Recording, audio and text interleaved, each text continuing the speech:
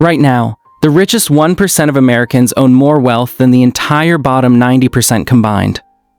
Not more than the poor, not more than the working class, more than 90% of the entire country combined. And here's the part almost nobody talks about. This didn't happen through some dramatic crash or some obvious scandal. It happened quietly, slowly, through decisions most people never noticed. Decisions that are still happening today in your bank account, your paycheck, and your retirement plan.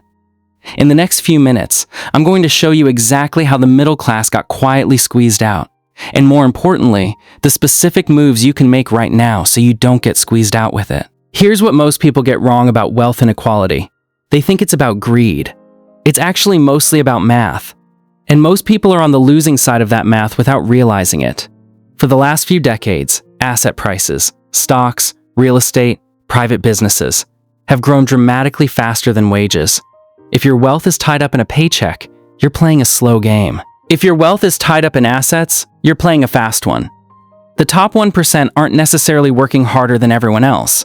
They simply own a much larger share of the assets that have been quietly compounding for decades, while the typical household's wealth is still mostly tied up in a home they're paying a mortgage on and a paycheck that hasn't kept pace with the cost of living.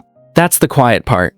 It's not a conspiracy. It's a structural gap between people who own assets and people who don't, and it's been widening for a long time.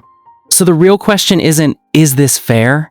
The real question is, which side of that gap are you building your financial life on? Let's break down the three forces actually doing this squeezing in plain language. Force number 1, asset inflation without wage inflation. Home prices, stock valuations, and business ownership have surged in value over the past 2 decades. Wages, adjusted for inflation, have barely moved for the typical worker. If most of your net worth is your paycheck, you are losing ground to inflation every single year, even if you feel like you're doing everything right. Force number 2, the retirement system quietly shifted the risk onto you. Decades ago, many workers had pensions, guaranteed income for life, with the risk sitting on the employer. Today, most people have a 401k instead, which means if the market crashes the year before you retire, that risk is entirely yours. Nobody announced this shift with a headline. It just happened, one employer at a time, over about 40 years. Force number 3, automation and AI are compressing the middle rungs of the career ladder faster than most people expected. The jobs disappearing first aren't the highest paid or the lowest paid.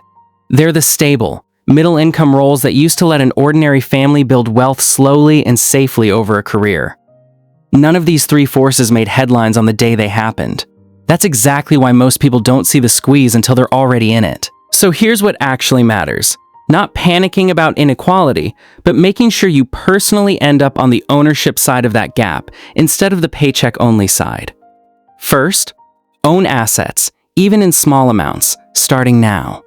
You don't need to be rich to start. A simple, low-cost index fund lets an ordinary person own a small slice of hundreds of the world's largest companies, the same companies whose growth has been driving the wealth gap in the first place. Owning even a little bit of that growth puts you on the right side of the math instead of only the wrong side. Second, don't rely on a single income stream, and don't rely on one employer to manage your retirement risk for you. Since pensions have largely disappeared, treat your own retirement account as a responsibility that's entirely yours to manage. Contribute consistently, and don't wait for market conditions to feel right, because they rarely do. Third, invest in skills that are hard to automate: judgment, communication, and the ability to work directly with people in complex situations, rather than narrow, repetitive tasks that are the first to be automated. The workers most protected from the coming wave of automation are the ones building expertise in exactly the areas machines still struggle with. And fourth, build a real emergency fund. 3 to 6 months of expenses, sitting in a high-yield savings account. Not because emergencies are rare, but because the whole point of the squeeze is that one bad month can force you to sell your assets at exactly the wrong time. An emergency fund is what lets you stay on the ownership side of the gap even when life gets difficult. The wealth gap didn't open overnight, and it isn't going to close overnight either. Not for the country, and not for any one person. But you don't need the whole system to change your own position within it. You need to start owning a small piece of the growth instead of only earning a paycheck from it. This month, not someday. If this helped you see the picture more clearly, share it with someone who needs to see it too.